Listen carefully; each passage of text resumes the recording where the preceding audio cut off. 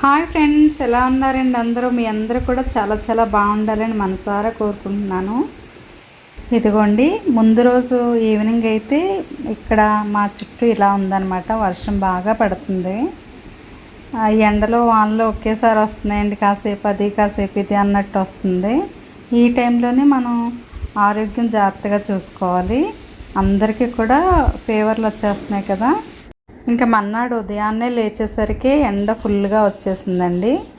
6:30కే బాగా ఎక్కువగా ఎండ ఉందన్నమాట.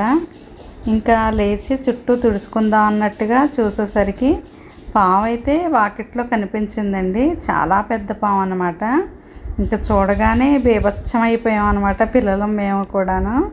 చాలా పొడవుగా ఉందండి. ఏంటి ఇలాగ తల ఎత్తి చూస్తుంది, తాసుపామేమో అని చాలా భయపడ్డాను. అయితే ఇది జర్రగడ్డ అంట. ఇంకా చాలా బేభత్సం చేసిందండి. దాన్ని బయటికి తోలేద్దాం జాగ్రత్తగా అని చూస్తే అదేమో బయటికి వెళ్ళకుండా మొత్తం వెనకాల సందుల్లోకి అది వెళ్ళిపోయింది.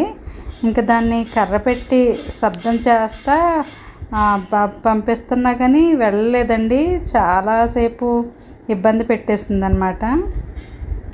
మాకు చుట్టూ పొలాలు అవి ఉన్నాయి కాబట్టి కొంచెం పాములు కనపడుతూ ఉంటాయండి. కాకపోతే ఏంటంటే మేము ఇల్లు కట్టుకొని 7 years అయిందనమాట. ఎప్పుడు ఇలా లోపలికి వచ్చి పాములు అయితే హల్చల్ చేయలేదు. ఇవాళ అయితే ఇంత పొడవు పాము వచ్చేసరికి చాలా భయం వేసిందనమాట. ఇంకా దాన్ని ఏమీ చేయకుండా జాగ్రత్తగా కర్ర పెట్టి శబ్దం చేస్తా బయట పంపించేసామండి. ఎందుకంటే ఇంకా దాంతో పెద్దగా ప్రమాదం ఏం లేదు కదా, అలా మట్టిలోకి వెళ్ళిపోద్ది పొలాల్లోకి అన్నట్టుగా ఇంకా వదిలేసాము. కానీ ఆ టెన్షన్ అయితే అండి ఆ రోజంతా మాకు ఉందన్నమాట. ఇంకా ఉదయాన్నే తుడుచుకొని గిన్నెలు తోముకొని మిగతా పనులన్నీ చేసుకొని అప్పుడు రెడీ అయిపోయిన తర్వాత వంట చేస్తాను ప్రతిరోజు. కానీ ఈ రోజైతే 8 అయిపోయిందండి. ఇంకా గిన్నెలు ఎక్కడ పడితే అక్కడ అలాగే ఉన్నాయన్నమాట. ఇంకా గబగబా పనులన్నీ పూర్తి చేసుకుంటున్నాను. నాకు ప్రతిరోజు ఇలా ఉదయాన్నే ఇల్లంతా క్లీన్ చేసేసుకొని అప్పుడు స్నానాలు అవి అయిపోయిన తర్వాత వంట మొదలు పెట్టుకోవడం అలవాటండి. ముందే వంట చేసి తర్వాత క్లీనింగ్ సెక్షన్ అంటే నాకు అసలు చాలా చిరాకు అనమాట. అందుకని ఫస్ట్ ఇల్లు ఎలా ఉంది, శుభ్రంగా ఉందా లేదా ఇది చూసుకుంటాను. తర్వాత మనం శుభ్రం అయిపోయిన తర్వాత ప్రశాంతంగా వంట చేసుకుంటే చాలా హ్యాపీ అనిపిస్తుంది నాకైతే. ఇంకా ఇల్లంతా ఇలా శుభ్రం చేసుకొని ఇంకా నా పనులన్నీ ముగించుకున్న తర్వాత ఇవాళ టైలరింగ్ పని అయితే ఉందండి. ఇంకా ఒకళ్ళైతే డ్రెస్ తెచ్చారనమాట చేతులు అతకమని, ఆన్లైన్లో బుక్ చేసుకున్నారంట. ఈ హ్యాండ్స్ అయితే చాలా షార్ట్గా వచ్చినాయండి, అస్సలు బాగాలేదు. చిన్న చిన్న చేతుల్లో వచ్చినాయి అనమాట. దీన్ని కొంచెం పొడవు పెంచి అతకమన్నారు. పొడవు పెంచాలంటే క్లాత్ ఉండాలి కదండి. క్లాత్ లేదు కదా అని చెప్తే మీరు అడ్జస్ట్ చేసేస్తారు కదా, మీకు తెలుసు కదా అని చెప్పేసి అమ్మాయి ఇచ్చేసిందనమాట. ఇంకా నేను కాసేపు ఆలోచించాను ఏం చేద్దామని. ఈ ఫ్రంట్ అయితే ఇక్కడ డిజైన్ వచ్చింది కదండి, ఇలా ఏనుగు ఎలిఫెంట్ వేసి వైట్ వచ్చింది కదా థ్రెడ్తో. ఇంకా వైట్ క్లాత్ అటాచ్ చేస్తే బాగుంటుందా అని అనిపించింది అనమాట. మెయిన్ ఏంటంటే ఇది పొడవు తక్కువగా ఉందండి, అలాగే అమ్మాయికి ఖర్చు కూడా తక్కువ వచ్చేలా ఉంది. ఈ పొడవుని ఇటువైపు ఇలాగా కుట్టేసామంటే ఇది కొంచెం మడత వేయాలి కదా మనం. ఇలా మడత వేసి ఇది ఖర్చుకి ఇలా తీసామంటే కనుక మరీ చిన్నది వచ్చేస్తుందండి. అంటే మెగా స్లీవ్స్లా ఉంటాయి. ఇంకా లావుగా ఉన్న వాళ్ళకి అలా బాగుండదు కదా, నాకు కొంచెం పొడవు కావాలని చెప్పేసి అన్నారనమాట. అందుకని దీనికి వైట్ క్లాత్ అతికి దీన్ని స్టిచ్ చేద్దాం అనుకుంటున్నాను. దీనికి అతకడం కోసం అయితే వైట్ క్లాత్ తీసుకున్నానండి. దీని మెజర్మెంట్ ఎలా తీసుకున్నానంటే ఇలా బక్రం ముక్కలు 2 తీసుకున్నాను అనమాట, 2 చేతులకి. మనకి వాళ్ళు 1.5 చాలా అన్నారు. మళ్ళీ కుట్లోకి పోయి ఎందుకైనా మంచిదని 2.5 inches అయితే నేను పెట్టాను. ఒక 30 అటు ఇటు పోయినా మిగతాది ఉంటుంది కదా అని 2.5 అయితే ఈ ముక్కలు తీసుకున్నానండి. అలాగే వైట్ క్లాత్ కూడా ఈ ఆదితో కొంచెం ఎక్సెస్ తీసుకున్నాను అనమాట. ఇప్పుడు ఇది మధ్యలో పెట్టి అటు ఇటు వేయడానికి ఇలా 4 తీసుకున్నానండి. ఇవి ఎలా కుడుతున్నాను ఏంటో చూసేద్దరు. ఇదిగోండి, ఈ క్లాత్లు అయితే 2 తీసుకున్నాను. బక్రం అయితే ఇలా తీసుకున్నాను. ఇది పైన పెట్టేసి మొత్తం ఒక సైడ్ అంతా అతుక్కొచ్చేద్దాం.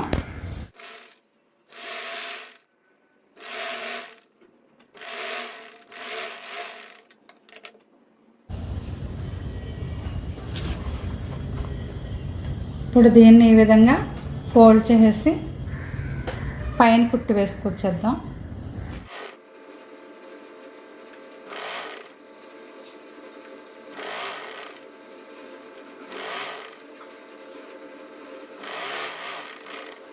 ఇలా చివరికి కుట్టు వేసుకొచ్చేయాలి. ఇప్పుడు దీన్ని కూడా అటాచ్ చేసేద్దాం.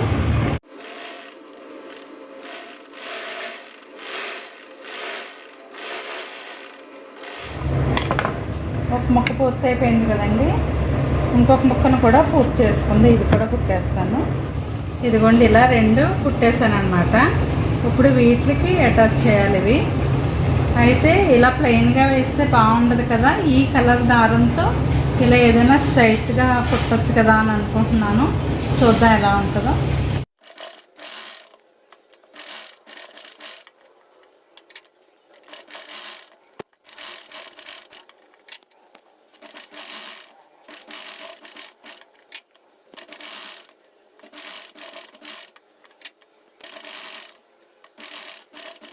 మా హౌస్కి బ్యాక్ సైడ్ అయితే హౌస్ కడుతున్నారండి కొత్తగాని. ఇంకా అక్కడ సౌండ్స్ అవి అవుతున్నాయి, కొంచెం అడ్జస్ట్ అవ్వండి. ఇదిగోండి ఈ విధంగా పూర్తయిపోయిందనమాట. ఇంకా ఒరిజినల్ హ్యాండ్స్ ఉన్నాయి కదా, దాన్ని కొంచెం ఫోల్డ్ చేసి దీనికి అతికేద్దాం. దీన్ని ఇలా వేసి ఇలా అతికేద్దాం.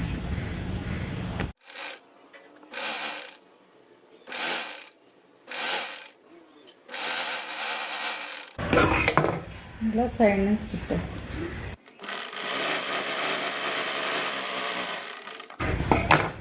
ఇలా ఇంకోటి కూడా కుట్టేద్దాం. ఇలా ఈ 2 కుట్టేసాను కదా. ఇప్పుడు దీన్ని ఇలా షేప్ తీసుకురావాలి కదా. షేప్ ఎలా తీయాలో చూద్దాం. ఇంక ఇప్పుడైతే హ్యాండ్స్ షేప్ తీసుకుందాం అండి. పొడవు తీసుకుందాం. పొడవు అయితే అసలు ఒరిజినల్ క్లాత్ అయితే 4.5 కూడా లేదండి. ఇప్పుడైతే చక్కగా 6.5 పొడవు అయితే వచ్చిందనమాట. ఇక్కడ 3 లోతు తీసుకుని ఈ విధంగా కట్ చేసేస్తున్నాను. ఇలా మనం ఆన్లైన్లో లేదంటే బయట షాప్లో కొనుక్కున్న ఏదైనా హ్యాండ్స్ తక్కువైతే కనుక ఒక్కొక్కసారి ఇంటికి వచ్చిన తర్వాత చూసుకుంటాం. మార్చుకోలేని పరిస్థితి వచ్చినప్పుడు ఏం చేయాలో అర్థం కాదు. అలాంటి వాళ్ళకి ఈ వీడియో యూజ్ అవుతుందని ఈ వీడియో చేస్తున్నానండి. ఇలా కట్ చేసింది ఉంది కదా, ఈ సైడ్లు కొంచెం తక్కువ వచ్చిందని జాయింట్ చేశాను అన్నమాట. ఇప్పుడైతే ఈ హ్యాండ్కి అతికేద్దాం.